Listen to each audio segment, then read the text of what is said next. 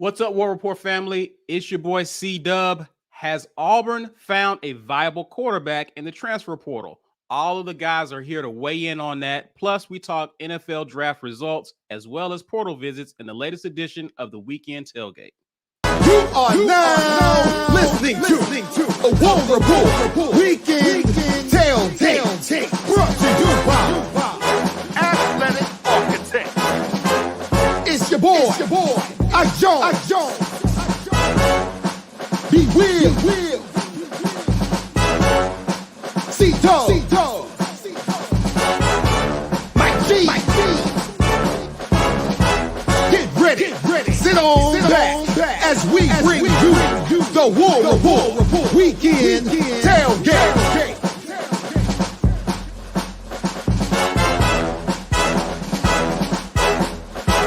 Happy Sunday and shout out to our Facebook viewers and watchers. Welcome.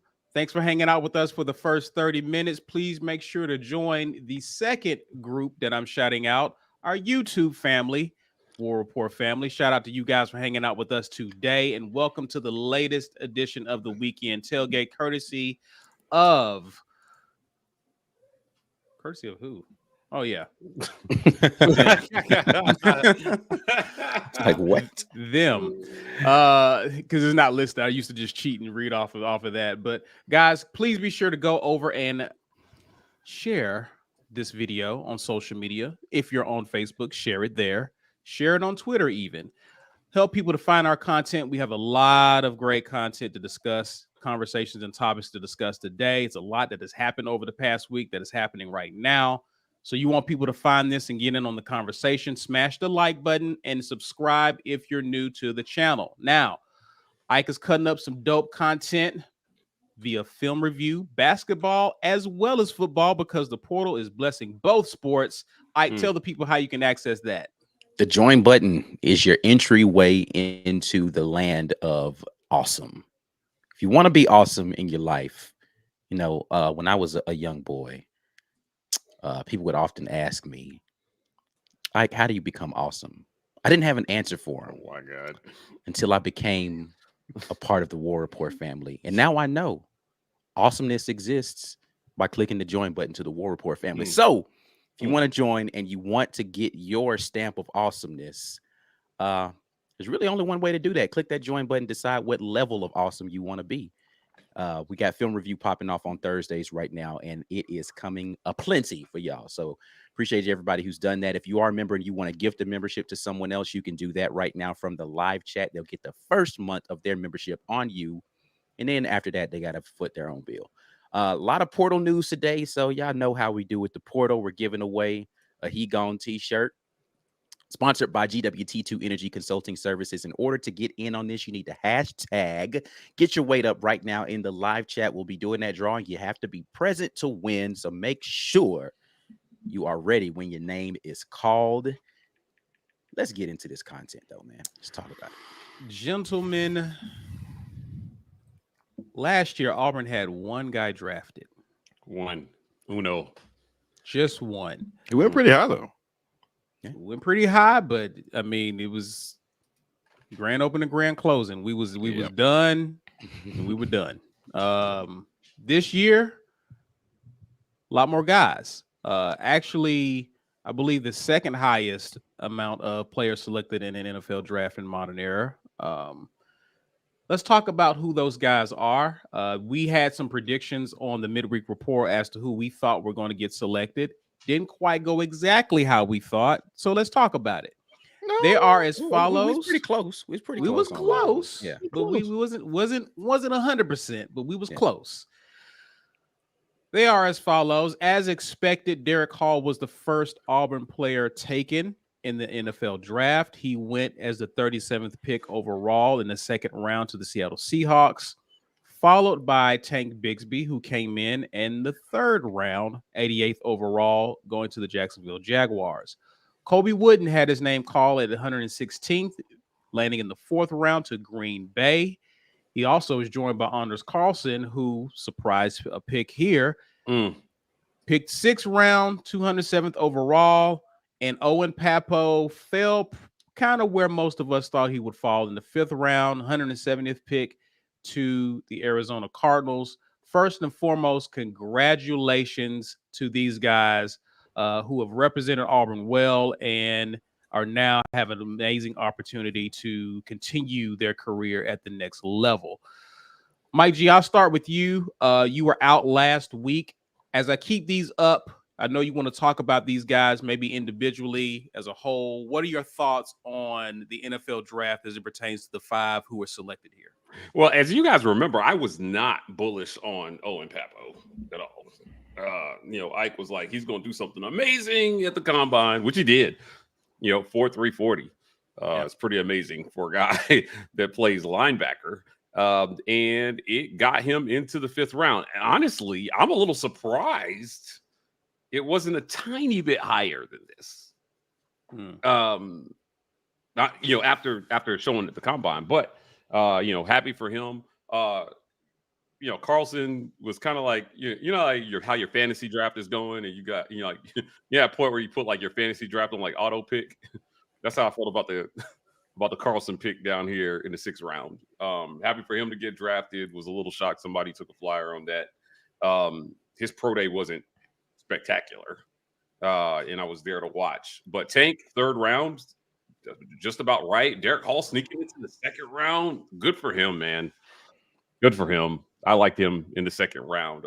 I thought he might be a 3rd rounder, but just the physical attributes, the size. I don't know. Did you guys see the video of Pete Carroll calling Derek Hall? Yeah, we saw that. I thought it was a good moment. Congratulations to all these guys. Kobe Wooden in the 4th round. 5 draft picks, man. Not bad for a 5-win team. Yeah. You know what I mean? 1 pick per win last year. Yeah. They did. Really and truly, an argument could be made like 2 of these guys could have easily got drafted last year in Wooden and Hall if they had went last year. So it would have been 3 and 3. But all in all, hey, 5 will take it this year. Yeah, 5 is not bad, man. I'm telling you. So Hugh Freeze has got to improve on this, right? There were some bad takes out there about Auburn in the draft, and it was just really about not having any 1st rounders. But I was like, come on, man, like we knew there weren't any 1st rounders on this team. Now let me tell you, I was shocked to see running backs go where they went in the draft in the 1st round. We talked about it. We said, well, on Wednesday we talked about it. A lot of people had a lot of high expectations for Bijan Robinson as a talent. But we were kind of split on, but is anybody going to take a running back round 1? Somebody did. And they did. The Falcons did. Right? So, taking him with the 8th pick, I was a little shocked. And then Jahmyr Gibbs at 12. I'm a little shocked at that pick too, man. I'm like, I was just like, man, we just out here. This is how we out here doing it. We just taking running backs in the 1st round now. I thought those were 2nd round picks, if you ask me. So Auburn didn't contribute any. Overall, the SEC again dominated the draft. Right, Auburn contributed 5. I think in the first 3 rounds it was something like 21 picks or something like that in the first 3 rounds. But they had quite a bit after that. Even more. So, good draft, I think, all things considered for Auburn, given the results on the field last year. Right? Like, I thought it was a pretty good draft. And then you look at the undrafted free agents that got picked up immediately. I was happy to see Shed get picked up. Yep. Right? Brandon Council went to the Jets, right? Yes. Some of these, a lot of these guys got picked up really quickly, man. So we'll see. We'll see how they do. I'll list those out for you, Mike. Akou Leota went to the Panthers. Should have been a draft pick. Should have been, and that's the one I said. We were close, but that's the one we missed out on. We thought he would have been picked, obviously in the later rounds, but I was surprised that I had him anywhere from 5th to free agent, but I was more so favoring him actually getting his name called. Right. John Samuel Schenker signed a deal with the Las Vegas Raiders. Killian Zaire signed a deal with the Houston Texans. Former Auburn players, Tayshawn Manning signed free agent deals. I forget with who. I didn't keep up with those guys. And I know kid who went to Indiana. Shivers. Shivers. I don't think he's signed, but he's received a call to join the practice squad for a team. So that sounds about right. So the guys who didn't get they've signed free agent deals, and so that's kind of where we are there. Got a question for you guys coming from Ant, and of course I'm going to get B. Will and Ike's thoughts on here. You guys can weigh in.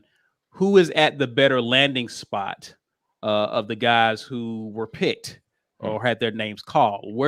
How do you like where those guys landed, in y'all's opinion? Well, I can say with some semi-certainty that Green Bay is in a bit of a reset. So though Colby can probably show well, I don't even know if they kept their DC from last year.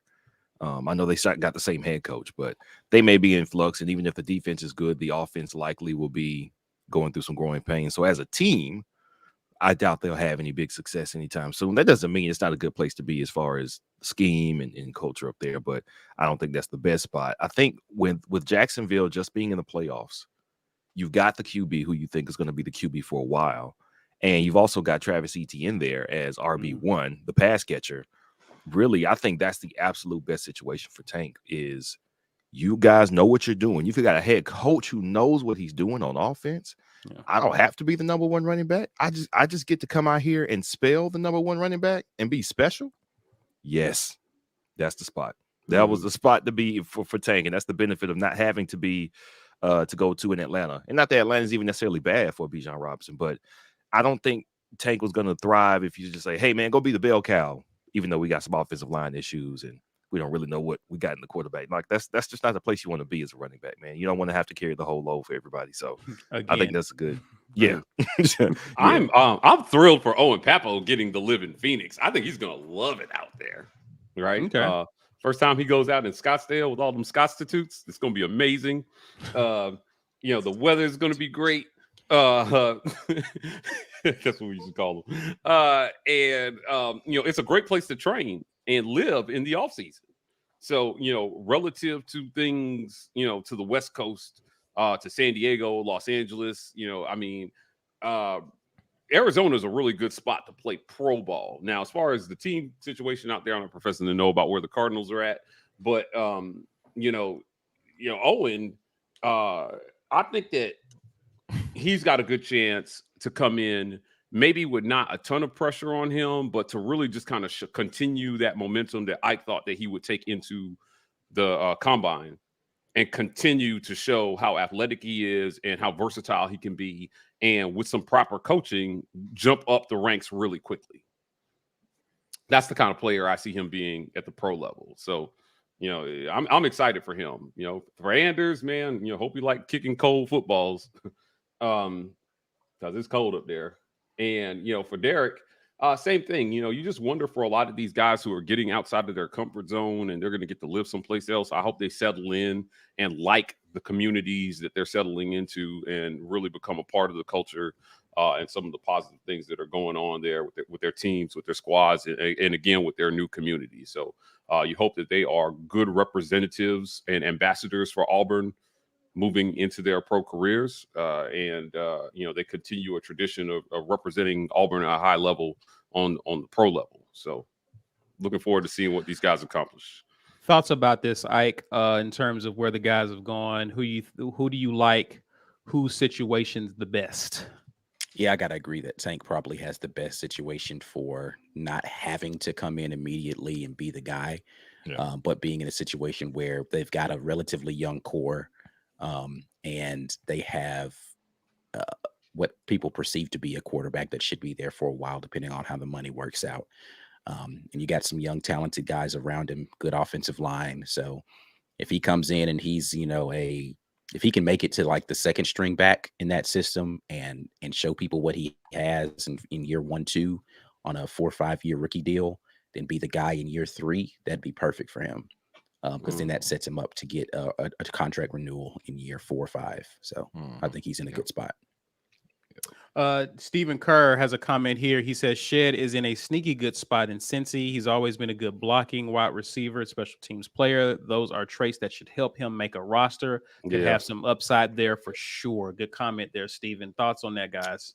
Yeah, agreed. That's how he's going to make it in the NFL. He's been a good special teams player for Auburn as a gunner. His speed allows him to be able to do that really well. So he's not going to have to. I think that's a hard transition for a lot of guys who didn't play a lot of special teams in college, becoming special teams players in the NFL. Shed doesn't have that issue. He's going to come in. He's going to work his butt off on special teams. He's already got the speed to be able to do that sort of thing. Him being a good blocker allows him to play special teams both ways. And then come in and spot duty and do some things in the offense if necessary. So he's going to be a guy who can have a long career just being a utility player until he can learn how to be a better wide receiver, which I think he's got wide receiver tools. He just needs to sharpen it up. Yeah, for sure. Yeah, I agree. And I was sitting here expecting him to make I think that we actually call this exactly undrafted free agent special teams, and he can be a lifelong special teamer. Like that's a real thing. You can make way better money than most the average person. So hopefully he gets a shot. I don't know if he has the tools to develop into an on the field wide receiver consistently, because I mean you got to catch the ball, right? And that was his issue in college, is he had some trouble catching the ball for a while. So I mean maybe he gets a shot. I think I remember when Sammy Coates got a shot, like they put him in the game. Ben Roethlisberger threw him some balls. He caught a couple, but he also dropped a couple.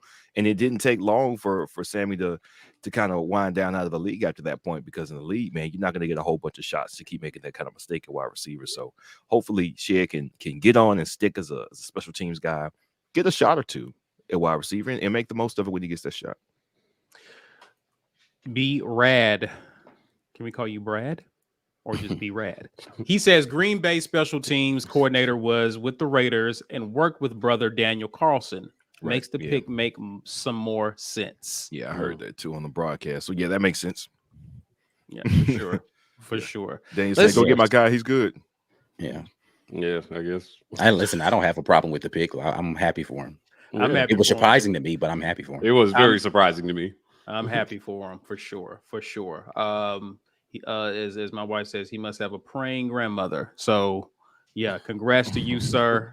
Make the most of your opportunity. Let's talk about Eku Leota, because we kind of expected him to get his name called, didn't. He signed a free agent deal with the Carolina Panthers. How do we feel about that and his current situation being with the Panthers? I mean, the Panthers are a trash team right now, so yeah, I was gonna say in there and play. I don't really know what to make of that team. I don't know. Like, okay, so the Panthers are not they were a trash team last year. Their defense was very good last year.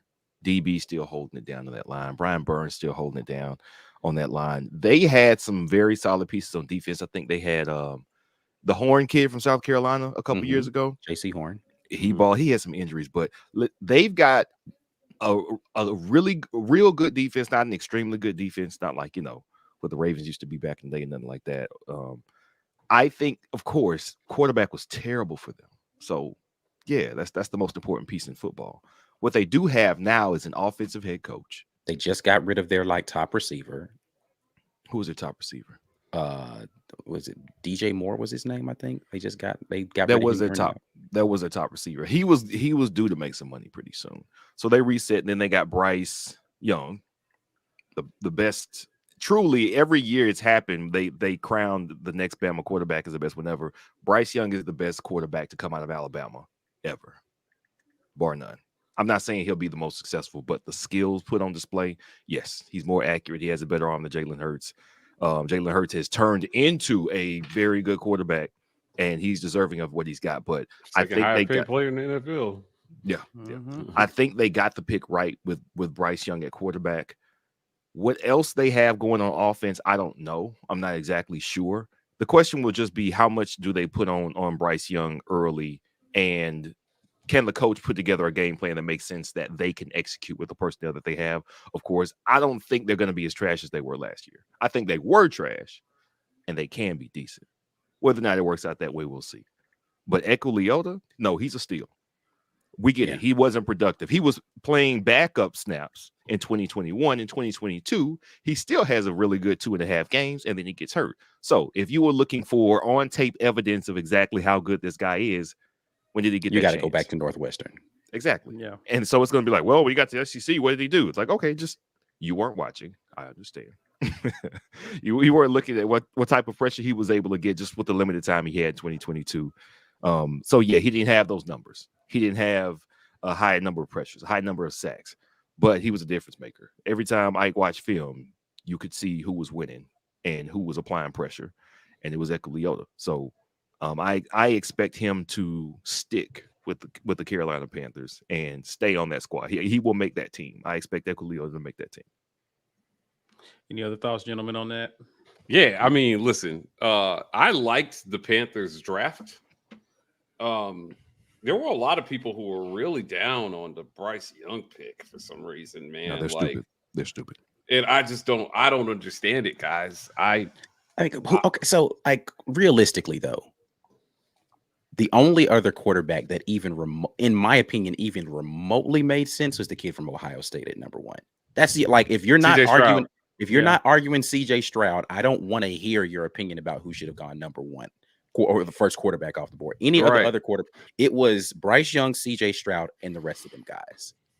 Like, let's be clear about that. The only thing I'll say, I wasn't too big on CJ Stroud. I've got some anti-Ohio State stuff going on. I mean, I can understand having misgivings about CJ Stroud, but he's a good quarterback, and he and Bryce Young, in my opinion, heads and tails better than the rest of the guys that were out there available. Stetson Bennett's the only person who produced better on the field, but I would take Bryce Young and CJ Stroud before I drafted Stetson Bennett. Like, all this Will Levis crap, like listen.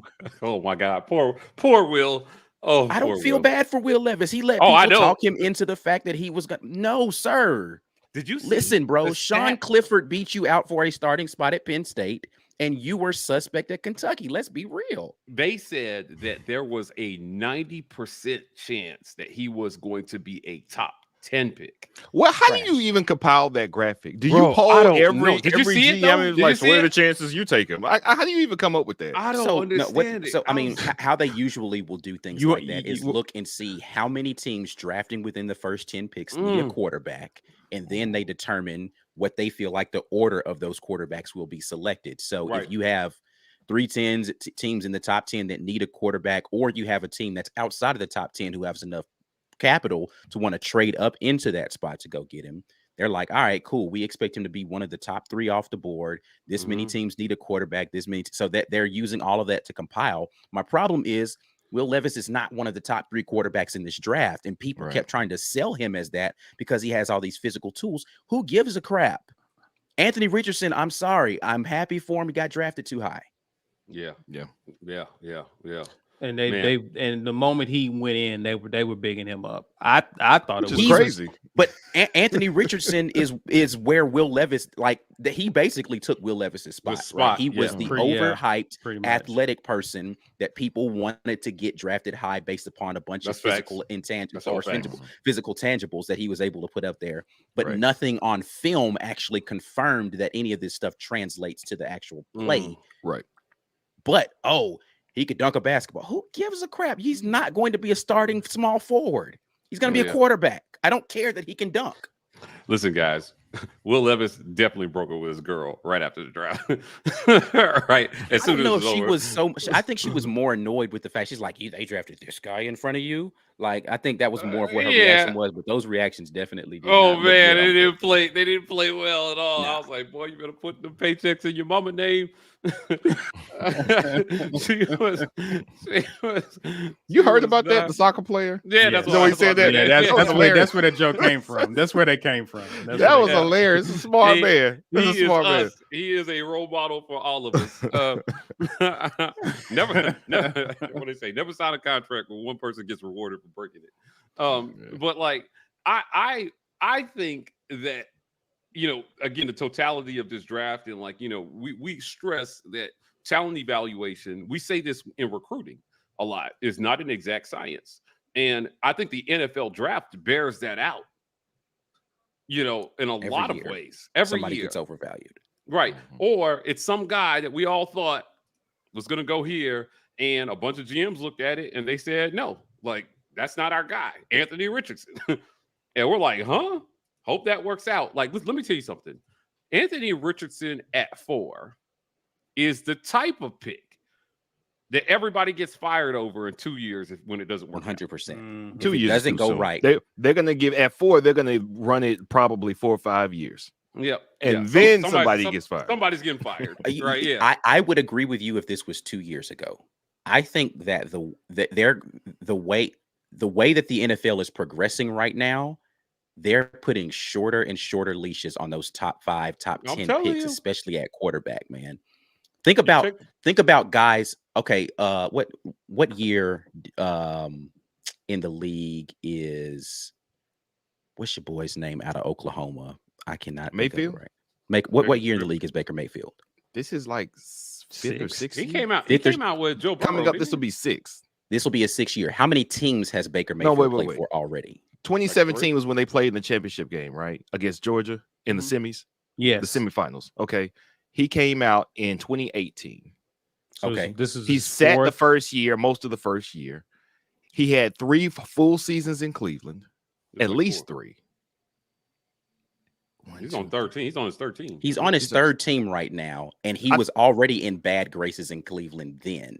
I think this will be his, let's see, 2018, 19, 20, 21, 22. He's been in the league 5 years.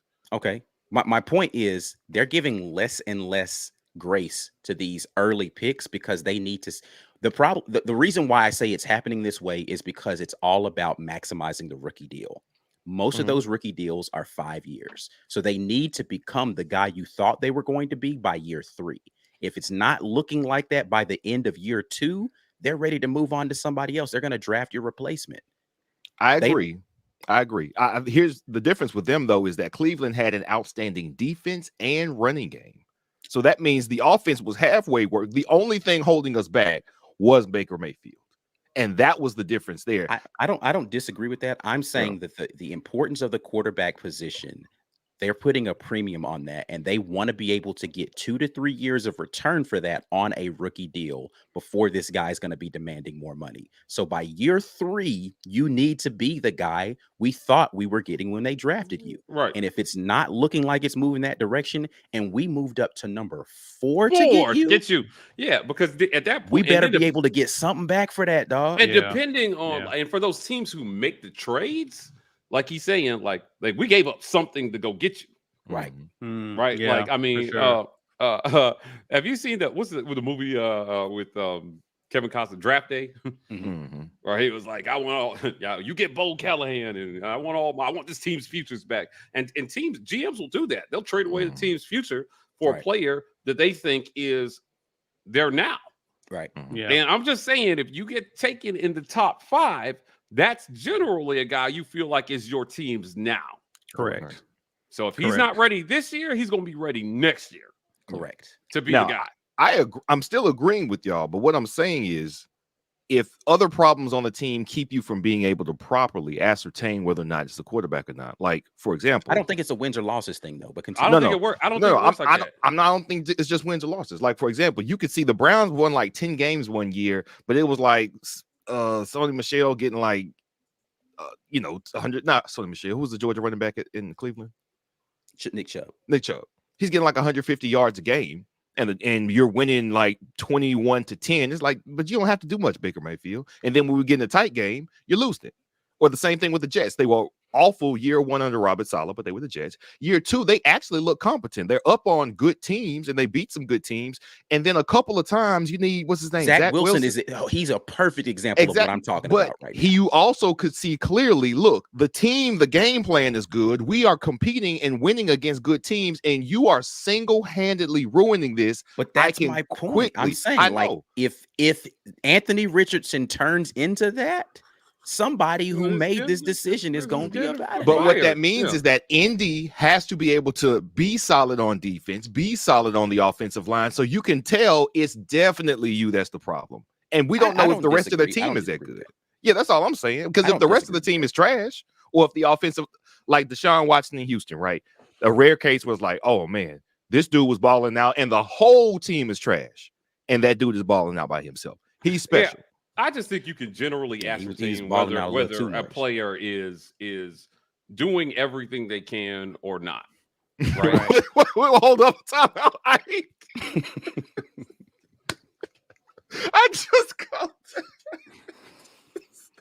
Oh, that was good, man. That was good. I'm sorry. That was great. That was great. My bad. I missed it too. Yeah, I just think you can evaluate whether a player is doing the right. If the potential is there, if it's him or if it's the pieces around him, right? And that's independent of the numbers. The numbers don't always bear out how a player is actually doing. And I just think at this level, right, that's what you get paid all that money to do, right? Is to pick a guy and then hey, he's our guy, right? Like, I mean, look, they took Cam with the number 1 pick, and I think that most people will agree that year he took him to the Super Bowl, they didn't do a good job putting pieces around him at all. He was still that dude. Yeah. Nobody got fired over Cam Newton getting drafted number 1. He came in on a not very good squad with not a whole lot of pieces around him and proved why he was the number 1 pick. The offensive line wasn't great. The wide receiver core was good. The defense was bad. The defense was good. The defense was great. But the offense was offensively, Greg Olsen, and that was it. But that's my point. That's kind of my point. My point is that you don't need all these pieces around him to be good to ascertain whether a player is good when you take them in the top 10. You don't. Those players are players that usually stand out no matter what their situation is. You're saying what's your boy's name that was the Stanford quarterback that retired from Indianapolis? Andrew Luck. Andrew Luck is an example of a guy. It's like Andrew Luck is good. The rest of this team, trash. Terrible. Yeah. Offensive line, terrible. Wide receivers, suspect. No running game. Defense can't stop nobody. But Andrew Luck was a franchise quarterback from day one. Yeah, so nobody got fired for taking him. So what you're saying is this team, you don't want to be saying this whole team is trash. You're saying, man, they need to be putting someone around Anthony him. If he had the pieces, that's what I'm saying. You don't need the pieces to tell whether that guy is a dude or not. You can ascertain that. If you're truly a top 10 pick, you should be able to figure that out. No matter what the situation is with those guys, right? And it's just your boy right now in Chicago.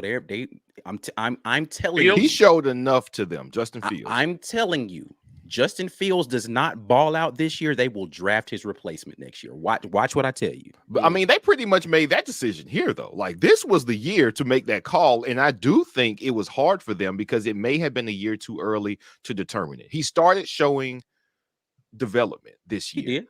But I don't think you can safely make the call that he's our future. They just didn't want to make the call a year too early. I agree. That's why I said this is the year. This is the put up or shut up year for Fields because of where he was drafted. If he was drafted as a 3rd round quarterback, they'd have all the leash in the world. Now, they got a few more minutes on this topic, guys. Go ahead, Mike. Yeah, Ike is a 49ers fan. Like, how much longer do you? No, they're about to get rid of him. The Trey Lance project. They're almost. He didn't even get a chance to try because Brock Purdy played so well. They're about to get rid of Trey Lance. Trey Lance is about to get traded. I mean, but what's the best ability for a player? Availability. You got to be able to play, man. Yeah, I'm just saying, and they took him with number 3. Yeah, they traded up to take him at number 3. That's what I'm saying. The only reason nobody at the 49ers brass is in trouble is because they draft so well at the back end. Yeah. Everybody else that they draft rounds 3 through 7 produces for that team every single year. Right. The 49ers draft terribly in the first round. They almost never hit on a first round. I think Samuel is probably the only guy that they hit on as a first round draft pick of recent. All the rest of them dudes don't pan out. They just don't draft well at the top, but they draft immaculately in the later rounds. But that's why nobody's in trouble. Let's grab some of these comments and let's get to the break here. Ernest Vaughn says Aku missed almost the entire season with injuries and still signed. Never give up on your dream. He's gonna ball, man. I think he's gonna be a great. Yeah, he was clearly talented. Like, he's gonna continue. He's gonna continue to make us proud for sure. But great. Yeah, and then just remember, right? Like when they talk about when they put that graphic up with like players in the Super Bowl. It's highly comprised of like 3-star players and guys who got drafted after the 3rd round. Right. That's the majority of the NFL. because a lot of those guys who go 1 and 2, although they're supposed to be guys, franchise guys, most of them end up busting out more so than they hit, right? You know, most of the gems are after the 3rd round. Yeah. You know, Russell Wilson's, those guys, man, there's so many of them. There's more of those than the other way around, if you ask me. Yep. Sure. Yep. Zach says, I think Aku screwed himself leaving right now. He needed another year. Glad he got picked up, but could have been better. He definitely chose out of emotion with Harsin leaving. I don't know about this. Nah, he needed to go because he was draft eligible. I think he showed enough. Or you get not to get drafted. If he was not hurt, I think the entire thing was his injury. And you want to come back and get more injured? No, just go right now. You got the skills. You can go work out for these teams. Get on the roster and still make more money than any of us are going to make by just being on the roster and going to practice. And you can prove everything that you could have proven with another year in college. I think he's fine. Someone is going to see what we've been seeing in his short period at Auburn at the next level. I think he will be just fine. It sucks because I would have loved to have seen him at the jack position in this new defense because I think he would have definitely ate. But he will be just fine, I think. Yeah. Thomas Jones, appreciate you with the super sticker, sir. He comes back and says to us or asks the question, how long will Zach and Malik, I'm assuming he means Malik Willis. Zach, I'm not sure. How long will they last in the NFL? Zach. Let us know. Maybe he's still talking about Zach Wilson. I don't know. Zach Wilson? Let us know what Zach you're talking about, Thomas. But how long you think Malik? Well, wait, Will Levis went to the Titans, right? He went to the Titans. Right? So they Hendon Hooker. Hendon Hooker went where? To the Titans. They drafted 2 quarterbacks this year. So how long will Malik Willis last? Oh, Malik's done. Malik's done. He's done in Tennessee. I think Malik's done. Yeah, he's done. I mean, absent of somebody getting injured, Malik Willis will need to be figuring out what the trade. He needs to be requesting a trade somewhere, figuring something out. But he's gonna get cut. He was the 3rd round, so it's not like he's incredibly expensive to get rid of. They're gonna cut him. Yeah. I don't think he'd have any trade value on the market. A couple of times they put him on the field, he threw the ball like 2 for 10 in. You said games. Hooker went to the Lions. Okay, I was like, what? Oh, the Lions. Okay. Yeah, I was about to say they drafted 2 quarterbacks. That's crazy.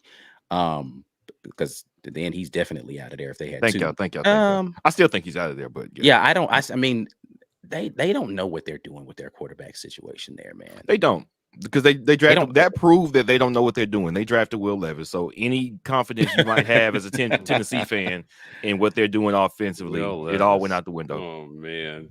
In my group chat, they were just frying Will Levis, bro. They were frying him like Sunday steaks, bro. Like it was. Yeah, I think he still makes Zach Will. I think he's means Zach Wilson. Yeah. Okay. Yeah, listen, I don't know how you show that bad. He played very poorly, but it was after that game where weren't they up on the Patriots or something?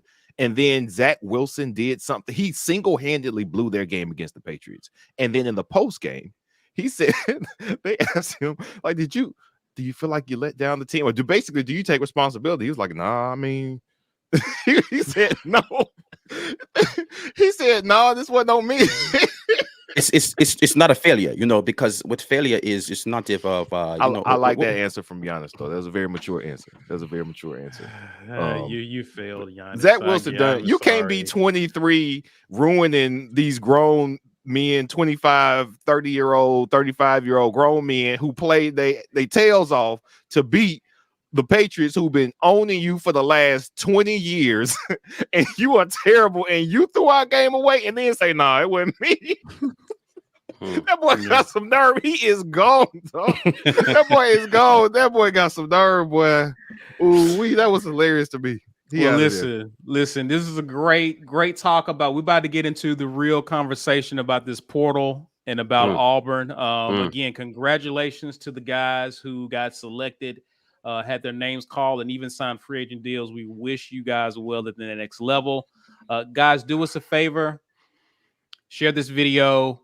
The conversation is about to get really good. We definitely want you guys to get in on it and help others get in on it as well. Smash that like button. Help us with the YouTube algorithm and subscribe if you're new to the channel. We're about to say goodbye to our Facebook group. Please head over to YouTube where we will continue to talk transfer portal and all that good stuff. Let's pay some bills and shout out our sponsors. This edition of the War Report is made possible by our generous sponsors. AuburnSports.com. For news and notes on all things Auburn Sports, head over to AuburnSports.com. Athletic Architects. For young athletes looking to secure their financial futures, let Athletic Architects help you start to build your financial house. Head over to BuildTheHouse.com. And our giveaway sponsor, GWT2 Energy Consulting Services. If you want the best in the business at restaurant logistics, check out our friends at GWT2Energy.com. As always, thank you to the sponsors of the War Report, and thank you to those of you who continue to be a part of our War Report community. Big shout out to our guy, Eddie Russell, for continuing to gift memberships. If you want to be like Eddie and be a part of the War Report family, you can click the join button and get in on a lot of what we're doing with film review, a lot of film with the portal open and new guys coming in. I'm going to be finding film and we're going to be talking about those guys. We're going to be breaking down film on guys that we currently have. That's for football and basketball, but you got to be a member to get in on those film reviews. If you want to be like Eddie and gift memberships, you can do that right now from the live chats. Go ahead and let someone else get the first month of membership on you.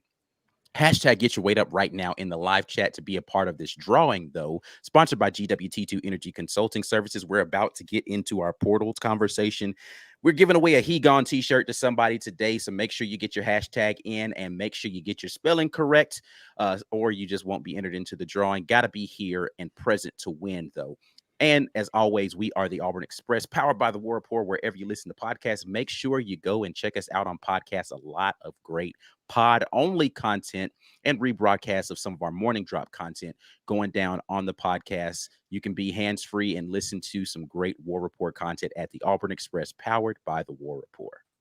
Guys, today is the last day for players to jump into the transfer portal in order to be able to play for a team that picks them up in the fall season. Here's where we are so far in terms of guys who have left the Auburn program. They are as follows. One of the latest names here, Mike, I'm going to get your thoughts here. Dylan Brooks, Jeffrey Imba, Cameron Brown, who was one of the first to jump into the transfer portal. I think he jumped in during spring camp. Tebeki Okoli, Tavares Dawson, Powell Gordon, Desmond Tisdall, Craig McDonald, Landon King, who also jumped recently, and Colby Smith. They are no longer with the program. And I think when Powell Gordon jumped into the portal, he jumped in with the possibility of returning. I think he's one of the few players, maybe the only player who had that kind of disclaimer when he jumped in. But here are the guys who have left the program. Mike G, I'm going to start with you because you have been big on this guy since the moment he signed with Auburn. Dylan Brooks, haven't heard much from him at all, really. And we was wondering, what did that mean? Well, here's what it means. He's gone. Thoughts on it, sir? Yeah, so again, another one of these highly rated guys. If you don't remember how we landed with Dylan Brooks, they won him in the Tennessee sweepstakes. Tennessee got busted for something that is totally legal now, and Dylan Brooks decided that he was going to leave, and he came to Auburn, and this was a big coup for Harsin. The number 18 rated overall player is rated by ESPN. You know, a lot of people had him as a top 100 player coming out of high school. All the potential in the world. They were looking at him at the jack position, but he it just didn't happen. And again, like, you know, with guys like this who come in and they're high, I always have my questions about, you know, was this a development thing, or, you know, was this kid just not able to get his head right, or like, why didn't it happen for him here? Now he's playing for another coaching staff, and you know, it might just be time for a fresh start for him someplace else. So wish Dylan Brooks well. This is disappointing. I'm not gonna lie, it's just kind of disappointing when you get guys who come in that highly rated, because it feels like Auburn misses on those guys more often than other programs in the SEC. In terms of, you know, guys who are highly rated coming out of high school and are supposed to be a big deal, and then they end up being nothing. Now, it doesn't mean it doesn't happen at other programs. I'm just saying, because they don't come through Auburn as often, it hurts when this happens. Right? It really hurts when this happens. So Dylan Brooks, man, Landon King, not shocked by this one either. Definitely not shocked by Landon King. It's just another guy who super talented, but he hopped in the portal, decided to come back out, maybe see what Hugh Freeze was talking about. And from what I understand, this could be somewhat of a mutual parting of ways with Landon King, where he was given some feedback about where he stood, and now he's making a decision in his own best interest to jump in the portal and test the waters elsewhere. So definitely wish him well too. But it was good. He ended up being kind of a tweener between tight end and wide receiver. Where does he fit? They're bringing in guys. They're still looking to bring in guys. And I hope this is one of those things where he just got some honest feedback, man, and he's getting a real chance to go and continue his career someplace where he's going to have a real shot if they don't see where he fits or how he fits, with this team moving forward. And I think that's all as a player you can really ask for. Be honest with me with where I'm at. If you're not going to play me, don't handcuff me. Right. Yeah. And let me go someplace some time. Right. And that's how I feel about Landon King. It's time for him to go someplace, man, and show what he can do. I hope that he finds a program that will give him that shot.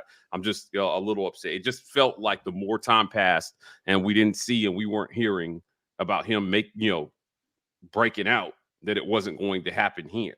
And so I think maybe that reality set in. Now he's moving on.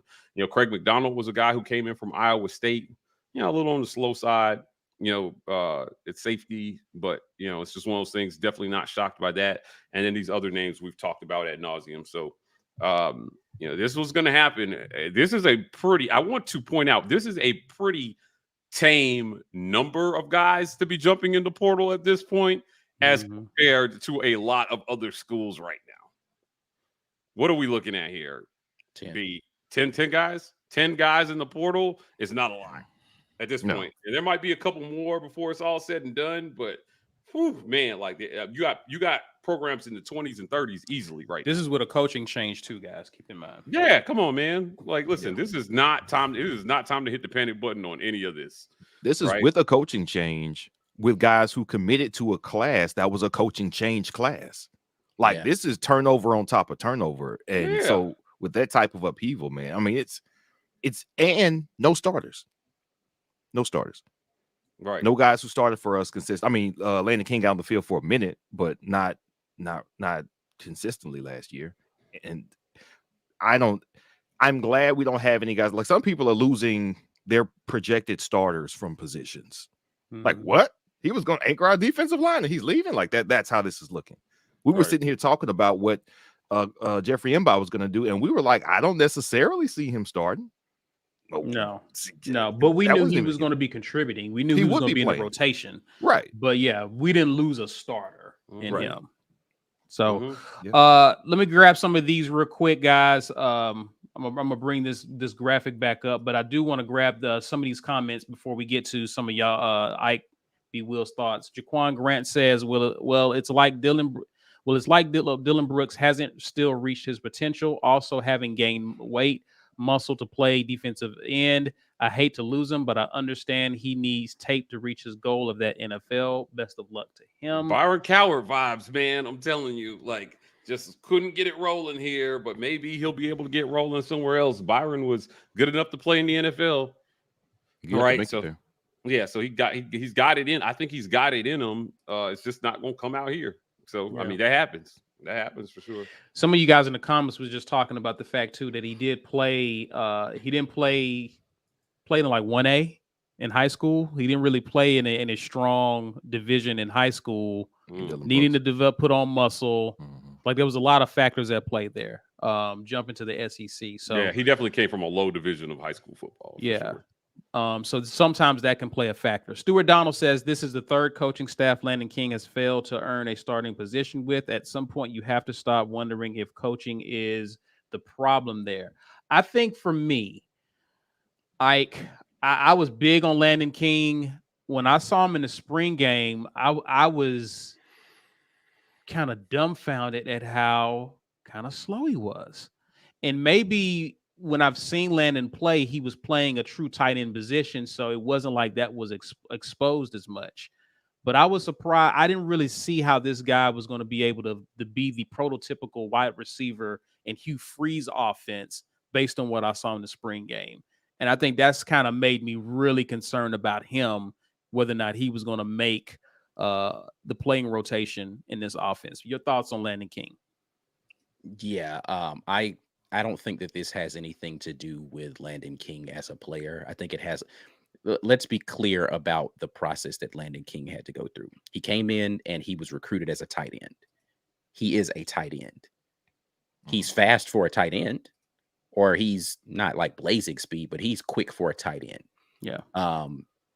He was asked to move to wide receiver because the tight end room was so crowded and they wanted to be able to get him on the field. And so they thought that they were going to get a big body wide receiver out of him. And then he had some injury issues. So this wasn't about his ability keeping him off the field. This was about the tight end room was crowded. They wanted to be able to use him, but he needed to slim. He needed to change his body to be more of a receiver type because he needed to get faster. So they thought, okay, cut some weight. Maybe he can get faster. Didn't really improve his speed all that much, him cutting weight. So at that weight and the lack of speed, that's what contributed to him getting pushed down the depth chart. This wasn't about Landon King's abilities or his work ethic. He did everything he was asked to do by every coaching staff to be able to contribute.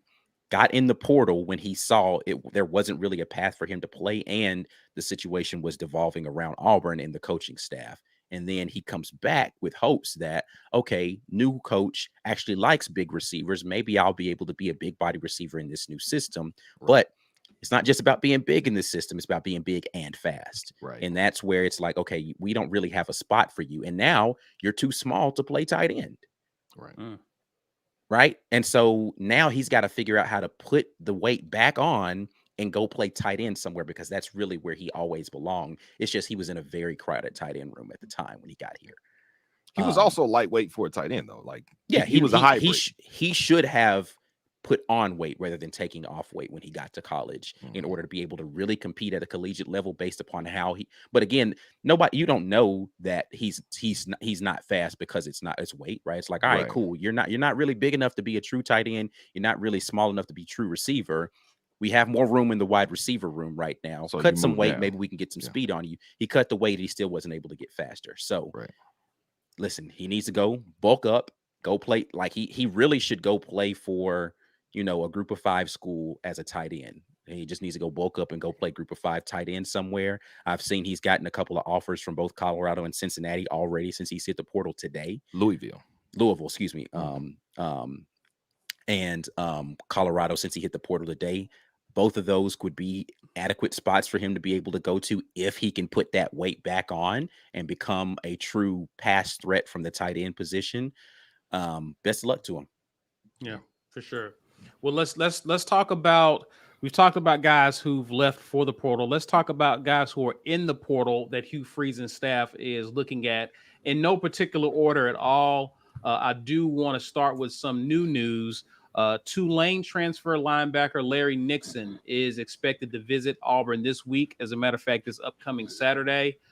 He is 6'2", 236 pounds. Last year, he recorded 104 total tackles, 51 of those solo, 1 sack in 2022. It looks like he's projected to play inside linebacker, at least from what I gather here. This is coming off of Jaheim Thomas, the Cincy transfer, who's projected to play inside linebacker, who visited Auburn last week, who we're in his top 3. I believe the other 2 schools are Arkansas and Wisconsin.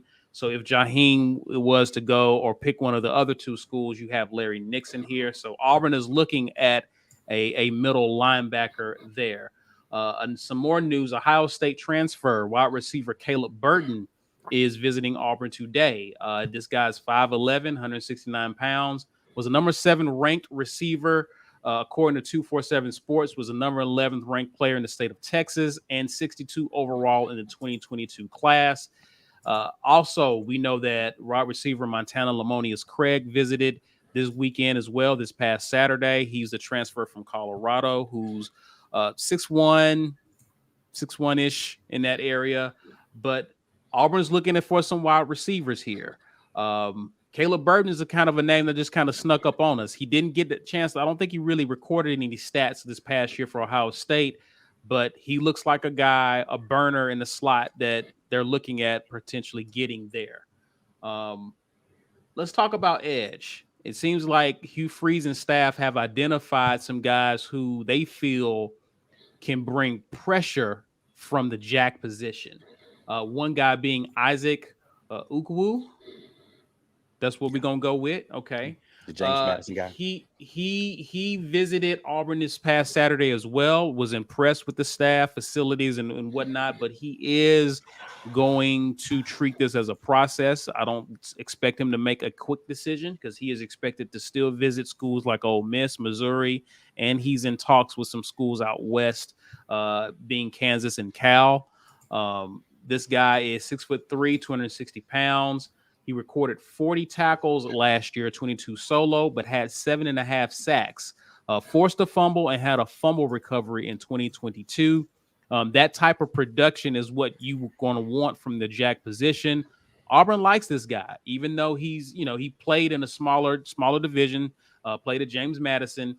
But you also have guys like edge Jalen McLeod, 6'1", 230 pounds, who also recorded 40 tackles, 18 solo, but had 6 sacks and a fumble recovery last year. So it seems like Auburn has found some guys, should they sign, who can bring them the pressure that they want from that jack position. Any thoughts about them addressing the needs at the jack position, guys? I mean, listen, you're losing Dylan Brooks, so you were already, I think, thin in that room. For guys, that people were talking about Powell Gordon potentially shifting out there. So you need bodies at the jack position. Elijah McAllister is going to be there, right? Keldrick Falk is going to be there. And outside of that, right, like I don't know that people are super excited about anybody else. There are other bodies in that room, but you absolutely need some more people who you can bring in that are specifically pass rushers, right? Like when you go to your sub packages, you want somebody who can go get it from the outside. So I think that's going to be the focus for this team, is finding some speed, guys with bend that can go out there and impact the pocket and really make defenses tilt in that direction on obvious passing situations. So hopefully we're able to land somebody if it doesn't look as if the guys we have in the room are going to be able to get there.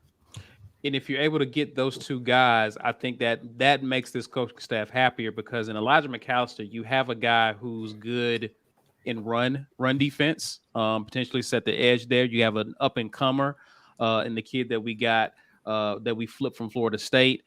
But you also, if you can bring in two guys who can bring pressure from that position, you feeling really good about that position. And you just have depth, right? Mm-hmm. And experience depth at that. So that's that. But let's talk about what's been the talk. QB position. Do we want to get into this now, or we want to go ahead and take this? We're going to do. Let's go ahead. Let's go ahead. That's a good one. Let's let Mike G compose himself. Let's give away the He Gone T-shirt, guys. We're giving away a He Gone T-shirt courtesy of GWT2 Energy Consulting Services. Drop the hashtag in the comments. Ike ain't playing around. We got a lot to talk about. I'm not wasting time. Pull it. Yep, 92 entries is the most we've had enter in a while. Somebody's got to win it. He Gone T-shirt going to someone courtesy of GWT2 Energy Consulting Services. That is Big Gap. Big Gap. Big Gap. He definitely won before. Yes. Big Gap. Wait, has he won in the last year? Didn't we say we were resetting it? Yeah. But listen, he can win. He can win again. I'm just saying he's a multi-winner. He's just a winner, man. Some people just have it like that. Some people just win like that. We're resetting at the top of the football season. Is that what we said? The winnings? Is that what we said? I don't know if it just matters. Listen, if you win, if you show up, you win. So if you won 2 months ago, you're gonna win again today. That's damn cool. right. Damn right. Because you showed up. I mean, if it's the same thing. And what's so cool about it is our folks are so cool. They be like, yo, throw it back. I bought it or I want it. Throw it back. So the community is it always gives back. Yeah. Throw it back. Like so look out for throw that ass in a circle. Remember that song? Yeah. Just me? Okay. I only listen to gospel music, sir. Shut your ass. Matter of fact, I've heard you create. Boy, that was the biggest cap of all time. No idea what you're talking about, sir.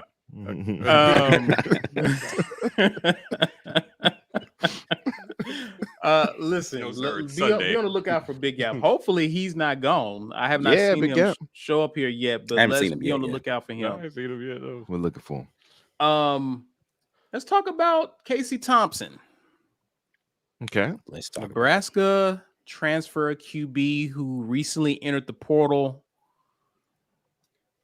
You know, a week ago, was it a week ago when it was just you and I, Ike, and we was talking about a particular QB that was in the portal that people was like, oh, we got to get him, and we wasn't too jazzed about him. I'm not saying I'm real crazy about him just numbers wise, but I'm impressed with his completion percentage here. Last year, he threw for 2,400 yards, 17 touchdowns, 10 interceptions, but completed 63% of his passes on at least 250 attempts in the past 2 seasons. Something to be said there. And he's visiting Auburn currently. He's in Auburn right now. Right now. So thoughts on him? I've watched some, I wouldn't say film, but I watched some games of his and saw how he's played. Ike, I'm pretty sure you have watched him. What are your thoughts about this QB? He is the first quarterback, I will say, that has hit the portal that I've said to myself, okay, that one makes sense. He's the first one. Out of all the rest of the names that have hit the portal, he's the first one that hit the portal. I was like, okay, well, in this period, I'll say, before I thought that Leary could potentially make it, but like during this period, I was like, this one makes sense because he's got to be one and done, right? Like you don't risk upsetting the guys that you have behind him potentially on, because let's be clear, there's like an 8% chance that Casey Thompson comes to Auburn and doesn't feel like he's going to be the starter. Because why? Right. There's literally no reason for him to come here and be a backup. He only has 1 year. The man's already got a master's degree. He doesn't need to come here and hold a clipboard. If he wants to play football somewhere, if he wanted to be on the bench, he could just stay at Nebraska. So if he comes here, he's going to feel like he is the guy who can win the starting job. And that's really what's going to be the pitch that he wants to hear coming when he's here today. He wants to hear somebody say he's probably going to go and throw for the coaches, and they want to see if the arm is back to where it needs to be and all that stuff. And he wants to hear, what's the plan for me coming in and getting snaps? Right. Yeah. I'm going to give y'all some tea real quick.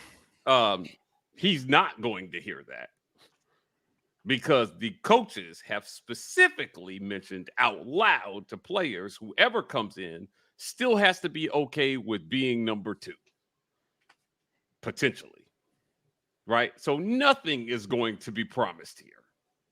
Now, I know some people feel like, if they bring a guy in, that's going to be the guy.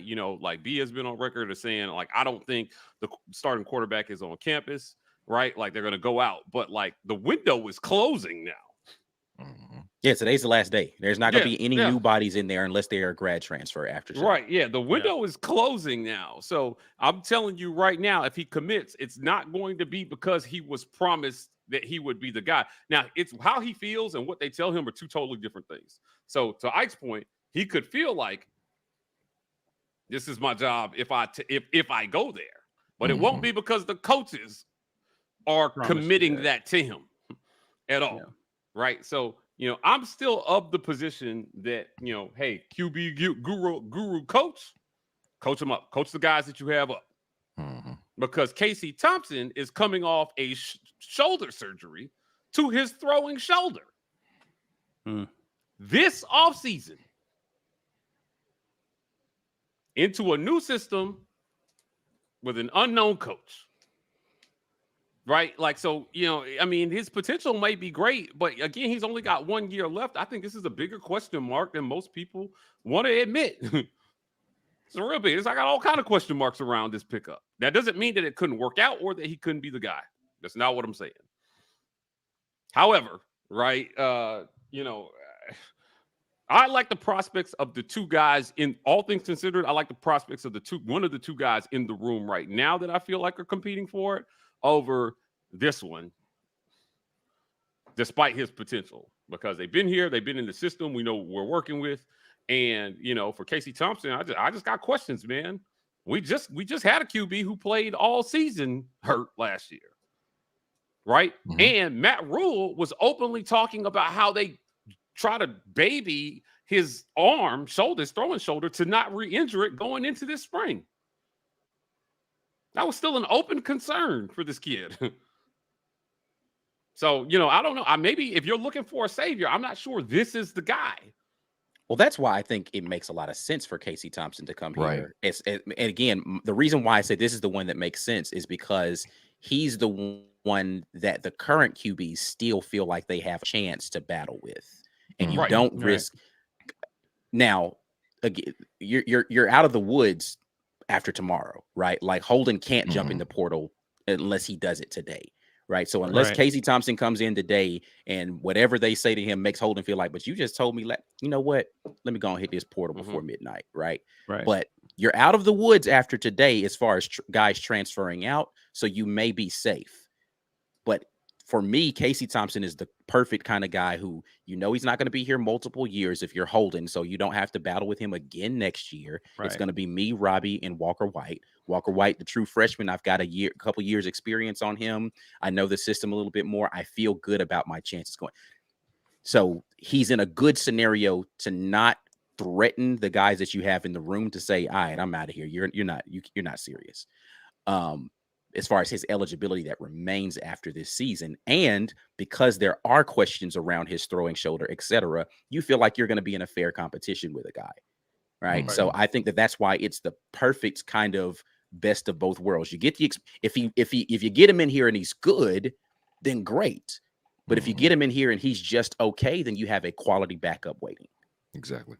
Right. That's why you still have depth, because you're still going to need depth. Correct. You still need a QB out of the portal for depth purposes. Even if he doesn't win the competition, you have another body. Correct. Right. But I'm telling you, the coaches do feel like you can't have a guy who's going to come in and cause a bunch of problems if he doesn't win the starting job here. Sure. Right. You still have a locker room to maintain. You still have team chemistry to maintain. And, again, I know 100%, again, this is T, that this is an open conversation that's been had about whoever they bring in. Still nothing will be promised. That's it. You expect to lose a guy, so you're going to go out and get a guy. Now, Hugh Freeze was on the record at the quarterback club or like whatever those meetings are saying, hey, man, every time somebody jumps in the portal, everybody's like, oh, and then I look at the tape and I'm like, that's not what we're looking for. Right. But see, this is why I think the Casey Thompson situation is different. Nobody else has been invited to come to Here's the thing.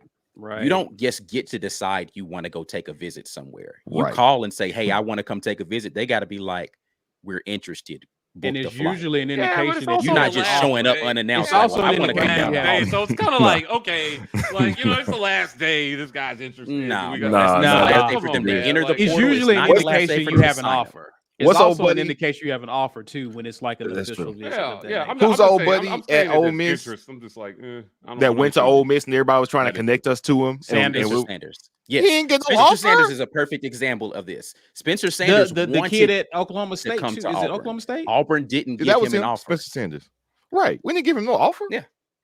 Glad handed him. We had a lot of. Sanders wanted to come here though. He wanted to come here, and we were like,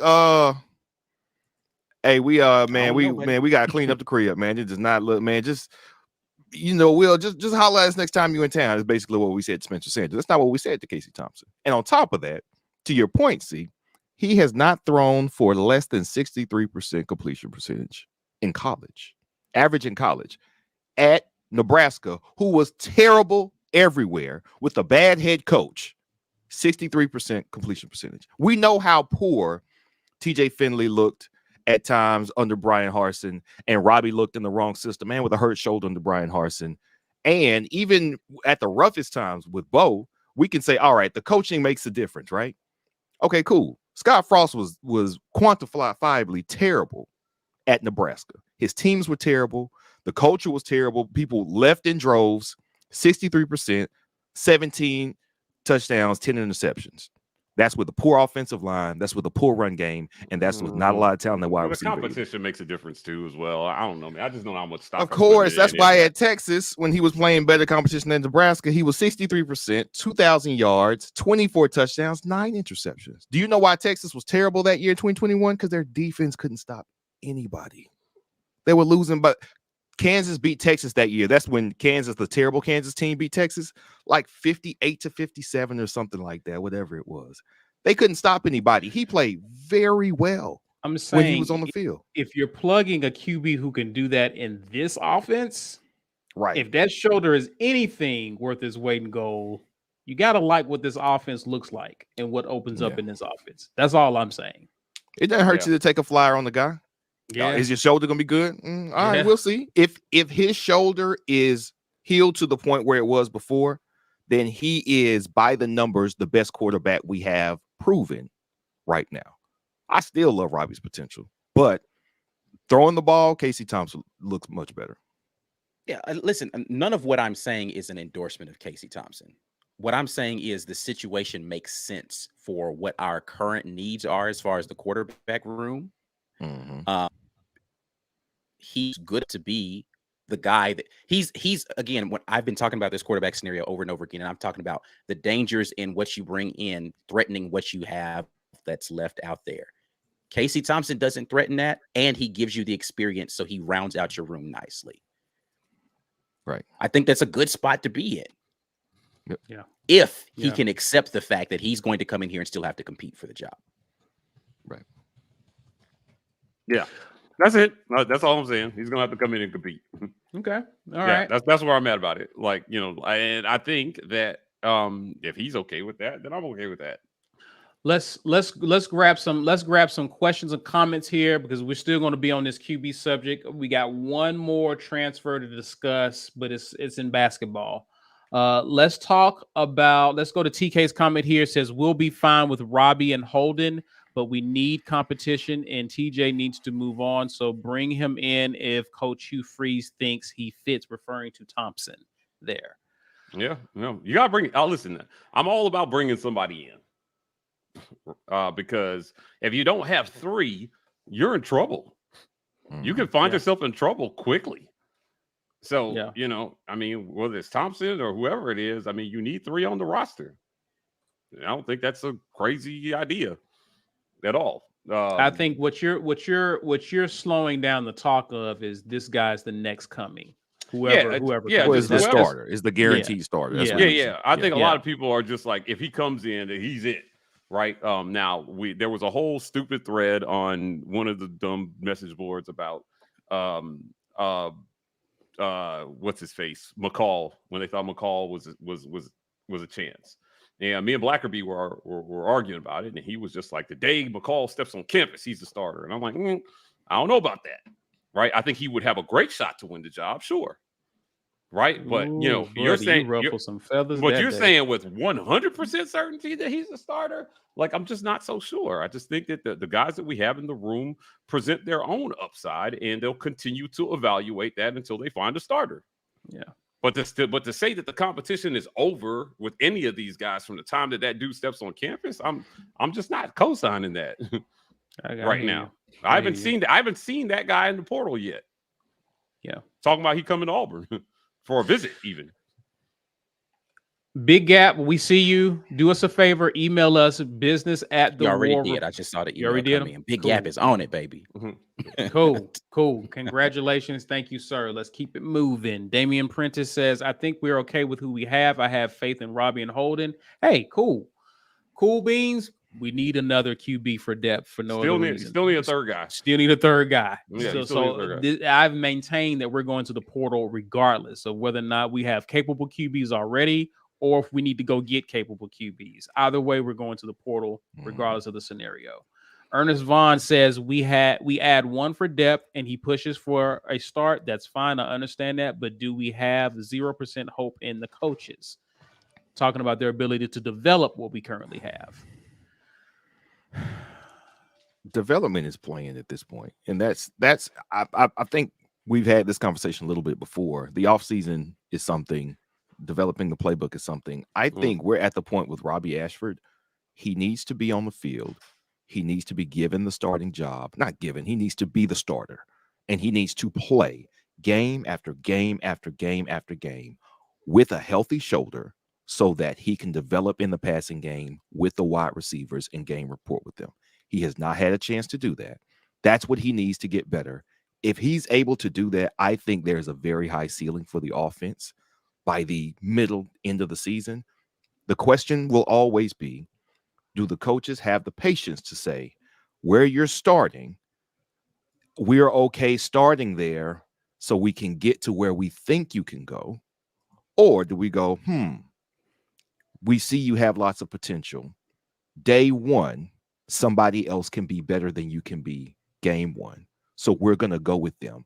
Therefore, you take away the time that Robbie Ashford would have to develop in the offense.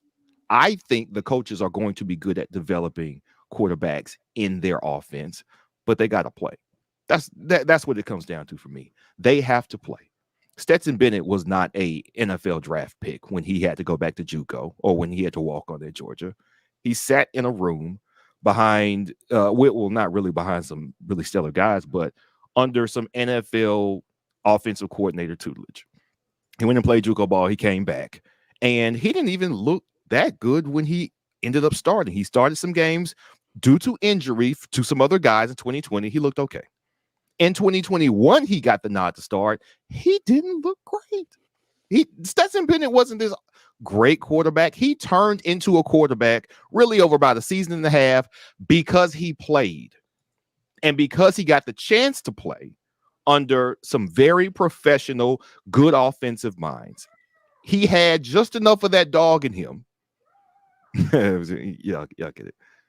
To bring out of him the type of play that was going to get Georgia what they needed in 2022. Stetson Bennett was an investment, and they had the buffer with an all-world defense in 2021 so that he could carry them. Unfortunately for Robbie or Holden or anybody else, we don't have that kind of buffer here. We don't have the type of time like, hey, man, you just need to grow. We believe in you. You've been here a year, and we've seen some promise from you. So you go out there, you make your mistakes, you take your lumps. Our defense is going to win 11 out of the 12 games we win in the regular season for. No, we don't have that here right now. That's not how we're built right now. We're looking for pass rushers in the portal.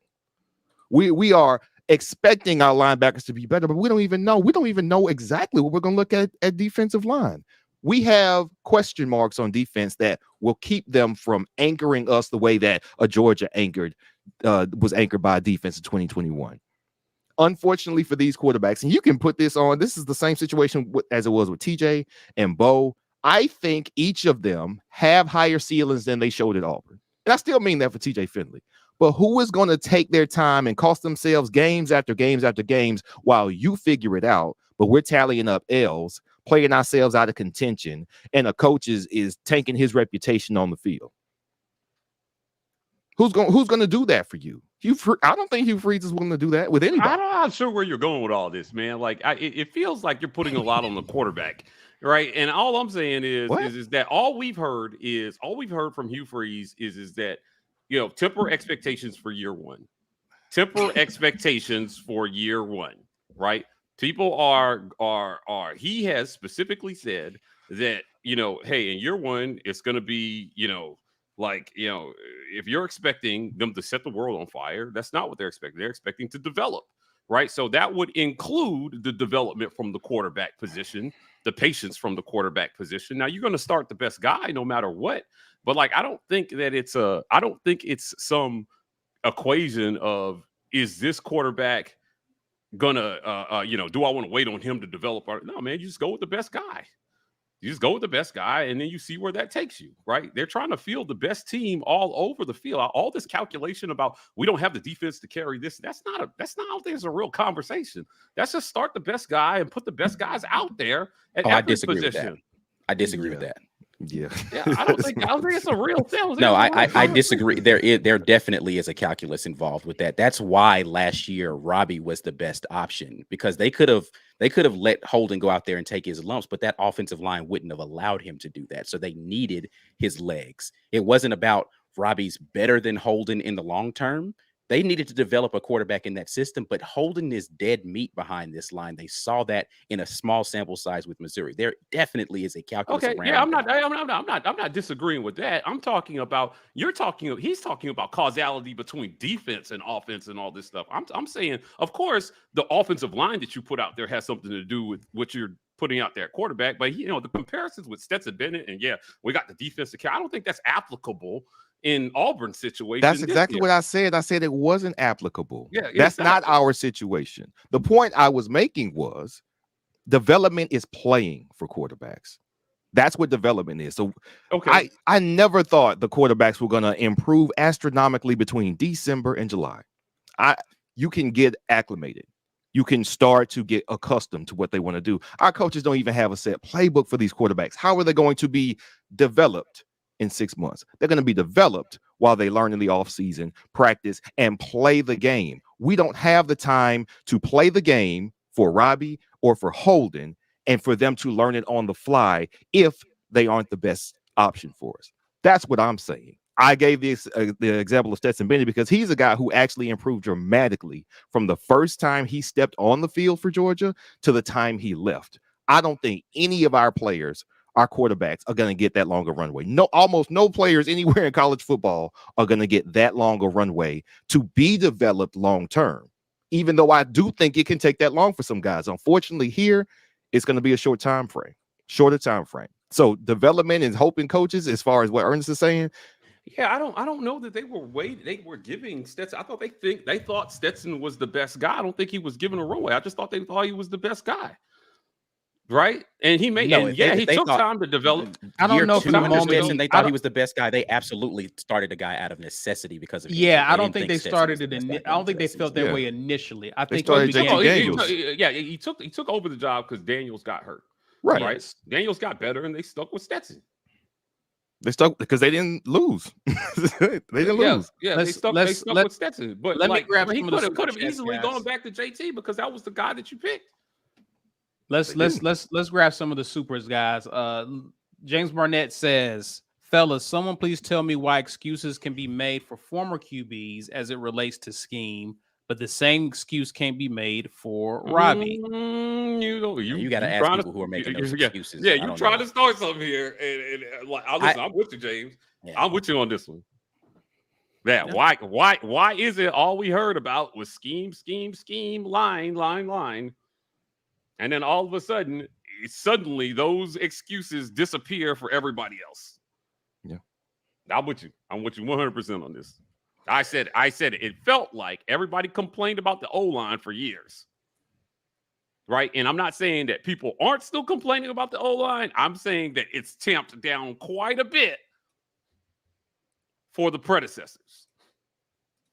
Right? Wide receiver play was a problem. These wide receivers can't catch. Remember the game where we allegedly had 17 drops or something? Yeah. Crazy. Yeah, I remember that. And it just felt like none of that talk was happening. I still feel like Robbie's ceiling is the highest. He's incredibly impressive. I think we saw it with Nick Marshall, not in year one, in year two, when they were actually trying to pass the ball with Nick Marshall, he still wasn't like Joe Montana or Dan Marino. But what you saw is he had a feel for the game, and his athletic ability made room for his passes. That was some of the best Gus offense ever. Yeah, you know what? I'm gonna go out on a limb here, and like I said, it's so funny when we have these conversations. There's always, like you guys know, like we're always debate. What can I say? What can I not say? Right? But I feel like it's okay to say this. We had a QB that played with a hurt shoulder most of last season. Right? Most people know what has to happen for you to play with a hurt shoulder. So what was the complaint? The complaint was touch on short to intermediate throws all season. You're throwing the ball too hard, right? And I'm telling you, there were some situations last year that made it hard for him to feel how hard he was throwing the ball. physically because of what he had to do to get on the field. And you could see marked improvement with just a healthy shoulder this year with just that change. Mm-hmm. Yeah. That's all I'm saying. So the jump that a lot of people think that he has to make may not be as big as you think it is, because a lot of people are underestimating how hard it was for him to do what he did last year. Right. Which is go out and throw the ball with essentially no feel in your shoulder. Yeah. Yeah. That's it. If you complained about his short passes, at the intermediate passes last year, I'm telling you right now, it's really difficult to go out there and throw the ball when you can't feel your shoulder. And I think all of it, once we knew that's what it was, we were all like, well, how could you even accurately assess Robbie Ashford? Right, at all. Right. Yeah. So the jump that he may make this year, it may look astronomical to some people, right? Yeah. But he may just be thinking, well, I couldn't feel my shoulder all the last year. What did you expect? Right. Yeah. So, I'm like, I don't know. Like I said, this is why I always develop the guys that you have in your room. Especially when I'm sitting here knowing that a guy had that handicap, and then you're bringing a guy in who's on campus right now who had shoulder surgery to his throwing shoulder. I can't imagine that there are no setbacks there. He might come in and have some of the same issues. That's kind of what Hot Dog Water is saying here. He says, I hope it's not a Zach Calzada situation with Casey Thompson. Casey Thompson, yeah. Like, his shoulder just never was what we thought. We thought he was moving past it, but he really wasn't. And then all we heard about was weak shoulder strength, can't make the throws, all this stuff in camp. And then Calzada just kind of faded away. Yeah. Yikes, man. This was a kid who went out there and threw the ball well enough, to take down Alabama.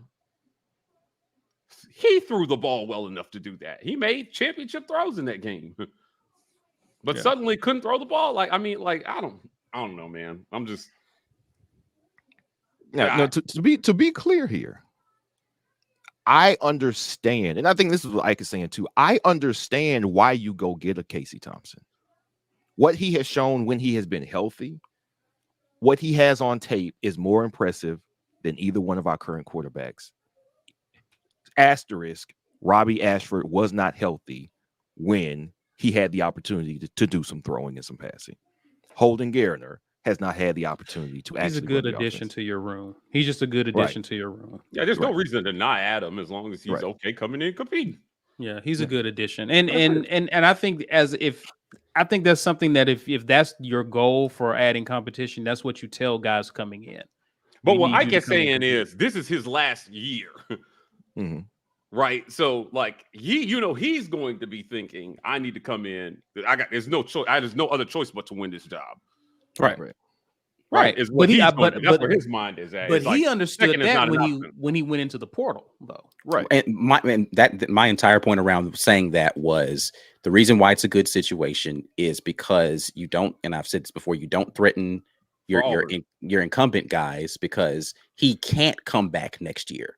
Like, regardless of what happens, if he wins the starting job and he balls out this entire season, he can't come back next year. Doesn't matter. So if you lose the job in the fall, you don't say to yourself, man, this dude might come back. It's not going to be a situation like it was with Spencer Sanders over in South Carolina, where they thought he was going to be a one and done and get up out of there. Spencer played well down the stretch, but not well enough to raise his draft profile. He decides to come back for another season. You don't run that risk with Casey Thompson. Spencer Rattler. What did I say? Spencer Sanders.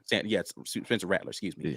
The trash one. So you don't run that risk with him coming back next season because he doesn't have eligibility left, right? So you don't say to yourself, I have to sit behind this guy potentially 2 years as opposed to just the one.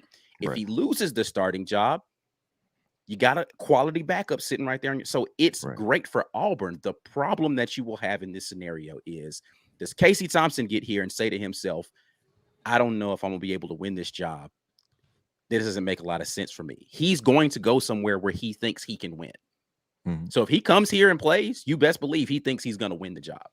Mm-hmm. If he commits to Auburn, he thinks he has a very good shot. Not I got a puncher's chance. I'm going to get in here and compete. No, he thinks he's about to win it because he don't have another year to prove it anywhere else. Right. Is it? He got to do it. Oda Smith says if he comes, referring to Thompson, if he comes, he comes. If not, oh well, we'll get Robbie and Holden ready. Daniel Moultrie says, what about the Michigan State QB Peyton Thorne, who just entered the portal as a grad transfer? He's 16-10 as a starter. They went 11-2 in 2021, and his wide receiver Keon Coleman just entered the portal as well. Today's the last day, right? So like he just entered the portal. We'll just see how this information unfolds as the week goes on. I don't know enough about this situation. Are you taking a QB sight unseen at this point, right? Like, I mean, they got tape on them because they got tape. The last day to enter.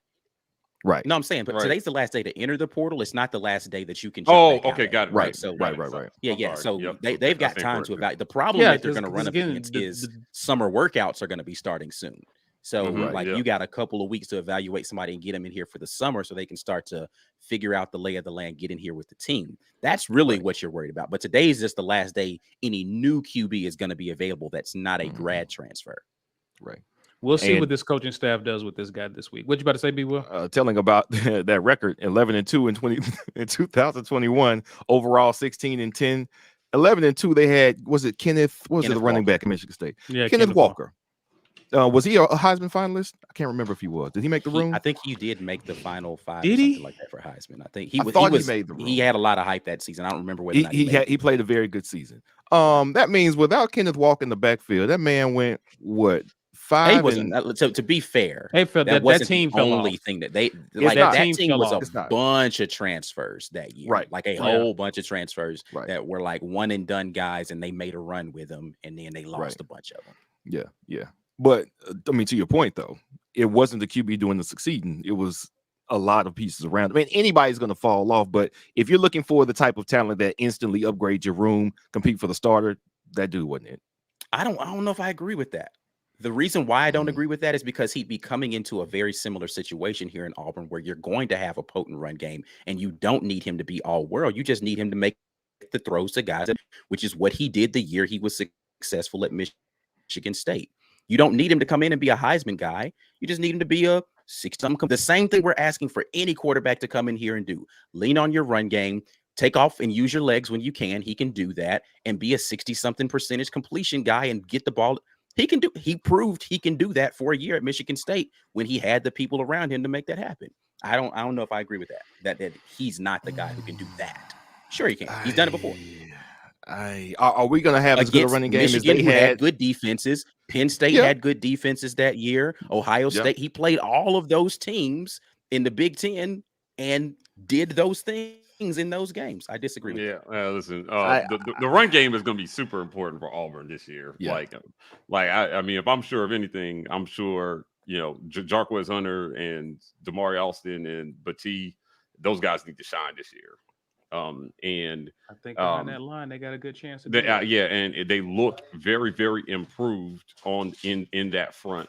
And I believe that, given the chance, you got one quarterback who adds to that, right, in a huge way, in Robbie Ashford, right. So not only can he go out there and be the director of your offense, but he can also be part of that danger on the ground that people have to respect in a major way.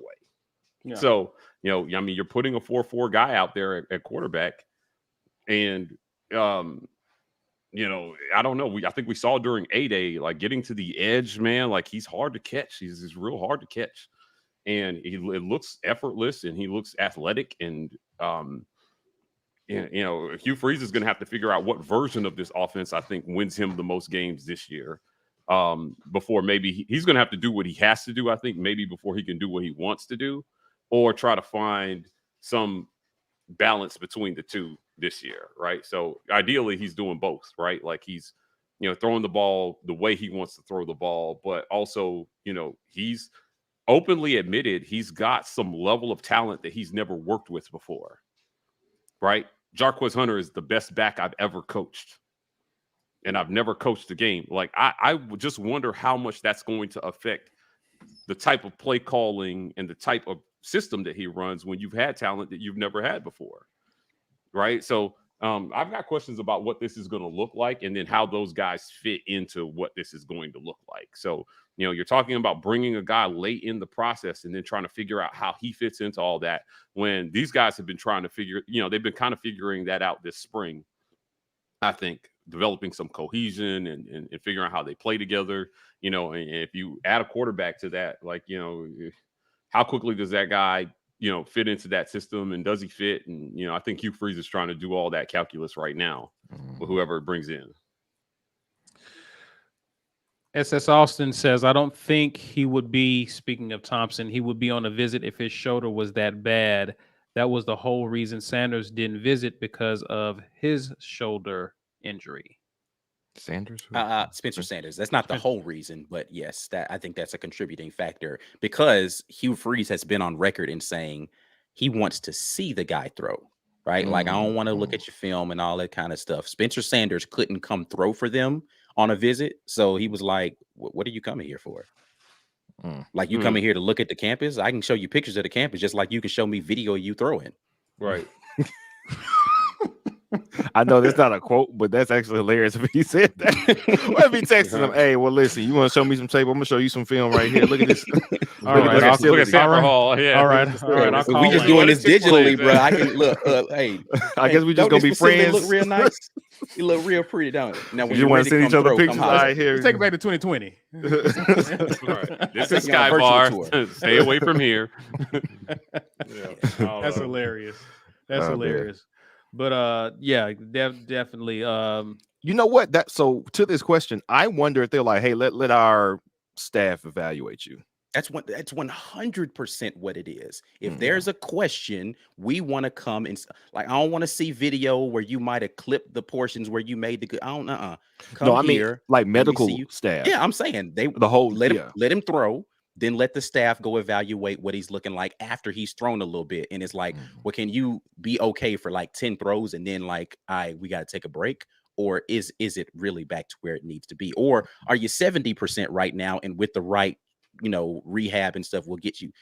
Listen, man, we need to see all that in person, bro. I don't know them dudes you talking to down there in Nebraska. What are we doing? Yeah. All right. Joe Kyle says, show me someone with a higher ceiling than Robbie. If you can't, commit to Robbie. Full-throated commit. Pause, but yeah. Thank you, Mike. Thank you. I didn't have to say that. That's a layup, Ike. That was a layup, Ike. This is kind of where I'm at. Right? Full-throated commit. No. I can't with you guys today. It's Sunday, it's the Lord's Day. And y'all this is where I'm at right here. This is yeah.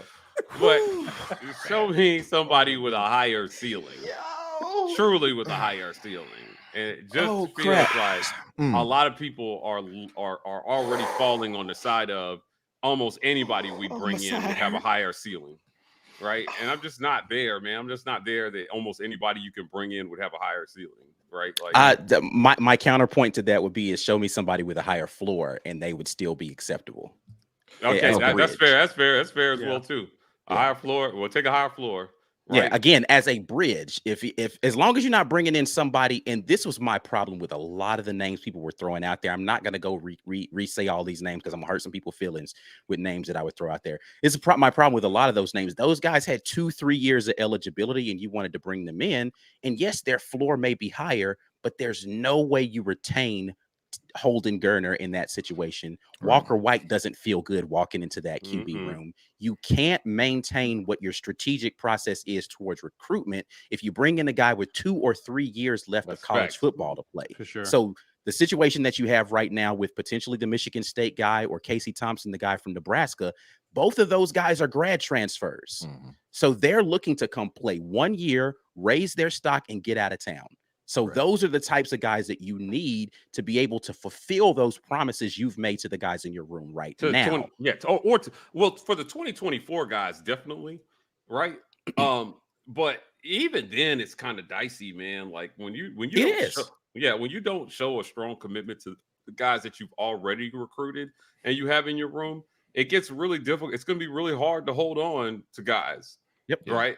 And then with everybody having the option to transfer at least once. Corey Weber says Thorne has 2 years of eligibility. He does have 2 years of eligibility. He doesn't want to play for 2 years. Oh, he doesn't. Let's be clear. He wants to come play somewhere and go to the league next year. That's what he wants to do. I get what you're saying. Yeah. But his reality might be. Yeah, if he does. And that's why I want to have the Thorne versus Casey Thompson conversation tomorrow on the morning drop. Well, we got some basketball stuff we need to talk about too with retiring tomorrow. That so too. We need, but we got some stuff to cover. But yeah, let's should we table that basketball for a drop? Let's table that for a drop. Stuart Donald does mention Vandy fans are all up in their feels about Lawrence, that is Tyron Lawrence, visiting Auburn. They're claiming tampering and payments. You're Vandy. It's crazy. The entire fan base is frantic. All 6 of them. Hilarious. Yeah, I don't even understand. They're like, I mean, the problem with Vandy right now is they're losing everybody, right? Like they lost. What's the big kid's name? The center that was there. Don't remember his name, but he declared for the draft. Every player who did anything significant for Vandy last year hit the portal. Like that team is falling apart, and it's not Auburn's fault that y'all can't retain. We didn't take all of them, right? And we haven't even really gotten Lawrence yet. But if you're thinking the only reason that this one guy left is because of NIL, then what's the reason for the other 7? Right. Especially with a alum base like Vanderbilt. Like, and you got Jerry Stackhouse, who is one of the better up and coming. Like, you don't have any reason for your program to be falling apart like this. Listen, man. Vandy full of doctors and all this, and y'all, they don't prioritize sports in Vanderbilt. That's what your problem is. That's what the problem is. It ain't got nothing to do with Auburn and their money. We just happen to actually like sports here. Okay. Yeah. Y'all can't. There were more Auburn fans at the Vandy game than there were Vanderbilt fans at a home game. That's a problem for Vanderbilt. That is not Auburn's problem. Well, if you got a lot of doctors, they got to work. They don't have time to watch sports, and priorities. Right? Hey, you got you students. You got enough students to put them in there, don't you? That's not Auburn. And you got that ugly stadium or whatever facility y'all got over there with weird, big hockey. Like what? It looks. It's terrible. It's terrible. I was there in person. Let me say, it's terrible. It looks like it's not Auburn's fault. It looks like it's an intramural arena that you got a freaking hockey arena over there that you're trying to play basketball in, and your players are all like, what the heck am I walking into every day? And then they visit Auburn on a trip and they're like, oh, this is a small arena, but at least it looks like you're supposed to play basketball here. Yeah. It's not our fault. It's not our fault. It's not our fault you can't retain any quarterbacks or talented people on your football team. It's not our fault. Yeah. So are they kind of rich and ugly? They're rich and ugly, yes. They got a lot of money, but don't want to spend it on this, but very ugly. They don't want to buy no makeup, buy no nice outfits, no trainer. Yeah, rich and ugly. All right. And the game is a game. Hey, weren't we all just like flabbergasted when Chance jumped in the portal? Chance Westry? Like, oh, what? Like, I'm talking about like the day before. He was like, yeah, I can't wait to get started, get to work next year. And then they put out a promo video of him working out on the exercise bike. And then he left. Like that's the full Ice tweet was it was epic. He said, I can get to your road that exercise bike right out of town. Yeah. So if we can endure that shock and then recover from that, and man, y'all will be all right. We had a dude say, man, I can't wait to come back. And within a week, he was in the portal. Man, listen, the game is a game now. This is basketball. College basketball is mercenaries. This is the game. Get over it. Y'all will be all right. You know what's funny is if Auburn baseball sweeps South Carolina this weekend, I was going to say, nice, I was going to say, can we give a shout out to my dude Cooper McMurray? Smashing everything, bro. Hey. He is crushing right now. So I think he has hit a home run, 7 home runs in 7 games. Hey, that man gonna get drug tested tomorrow. Probably every game this week. I ain't gonna lie. The second one he hit, the one he hit yesterday, I was like, bro, that's not getting out of here. Yeah, because he barely got it. He hits these towering. They just kind of slow creep, and like in person when you're watching it, you're like, there's no way that's getting out. And it just keeps going, and then it's out of here. Crazy, man. Listen, Auburn's bats have not been the issue. No, right? No. it was they were slow for like about 5 games there in the middle, but like outside of that, yeah, it's the offense hadn't been the issue. I had somebody on my Twitter. They were just like, LSU's going to sweep, Florida's going to sweep, Auburn's going to get swept. And I jumped back in there. I was like, this didn't go the way you planned, did it? Yeah. So they have a chance. I think they're playing right now. I think the game started about 44-45. They're up 5-2? Yes. Yeah. Yikes, man. Come on, Auburn baseball. Let's go. The number 2 South Carolina Gamecocks, by the way. Yeah. You don't want to have a team that's just all offense and poor defense and poor pitch, but man, are these games exciting. Yeah. The walk-off that the pitching's been better though.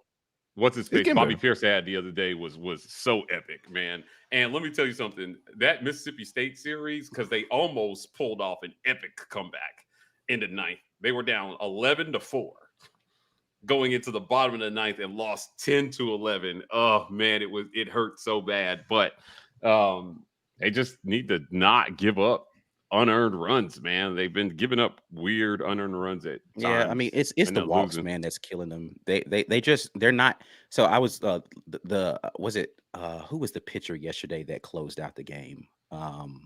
I can't remember his name, but I like the way he pitched. He gave up the home run, the 2-run shot, but I like the way he pitched in those final few innings because he was throwing balls, but they were like once he was trying to get somebody to chase something out of the zone. It wasn't like situations where it's like he was just missing or he was hitting batters, right? Like he did get the 1-hit batter, and that's what gave it the 2-run shot. But I'll deal with those types of innings from a pitcher. It's the ones where it's just like, bro, like you just gonna throw nothing but like we're not even trying to be in the strike zone right now. What are we doing? Copeland, thank you very much, Corey. Copeland did I loved the way Copeland, and he did it where you didn't have to bring in your closer to finish the game because the closer Cannon had just pitched the night before. You could save him for today if you needed him. Copeland did an amazing job those last few innings. Before we get out of here, we want to thank a few people. Steven, appreciate you for the gifted memberships. Like 50 of them, right? No, that wasn't Steven that did that. That the 50 gifted memberships, let me make sure we give him his credit properly, was Eddie Russell. Eddie Russell. Okay. Yeah. Appreciate that, Eddie. Appreciate you, Steven. Also appreciate you, Brian Hancher, for gifted membership. So a lot of people got memberships today. Again, the community continues to give. So appreciate you guys for doing that. I tell the folks what they need to be doing, sir. You need to absolutely be clicking that join button. We got so much more great content coming your way that is going to be member only. So if you are a member out there, we appreciate you. If you're not, the join button is there for you. And again, thank you for those of you who have gifted memberships, because that is a great way to get people access to what we got going on. After this month, though, it's on you. So you can thank Eddie and Brian and Steve for right now, but it's going to be on you after this month. So we want you to continue to support us in that way. We give away stuff. If you didn't get a chance to win it today, you can go buy something, right? Like we don't give away. There's a bunch of other stuff that we don't give away that's in the merch stores. We got a lot of other stuff out there. More stuff coming soon that's going to be hitting that merch store. TheWarReport.com is where you can go to be able to get your shop on and then listen to us on podcast, the Auburn Express, powered by The War Report. Wherever you listen to podcasts, we are there giving you great content, some of it audio only, so you can only catch it where you listen to your podcast. Ladies and gentlemen, thanks for giving us your time. Please allow people to give us their time by exposing them to this content, by sharing this content on social media. Also, smash that like button while you're here before you get out of here, and subscribe if you're new to the channel. I mentioned Facebook, Twitter, but we're also on Instagram at The War Report. We're TW Report on TikTok. Zipping out, guys, but on the morning drop, catch us tomorrow morning where we'll be talking about something. We got a lot of stuff to still talk about, how these visits went, as well as basketball visits as well. It's a lot of stuff to talk about. Both sports are recruiting heavily, filling out their roster. So we'll be back at you. Until then, enjoy the rest of your weekend. As always, War Eagle. War Eagle.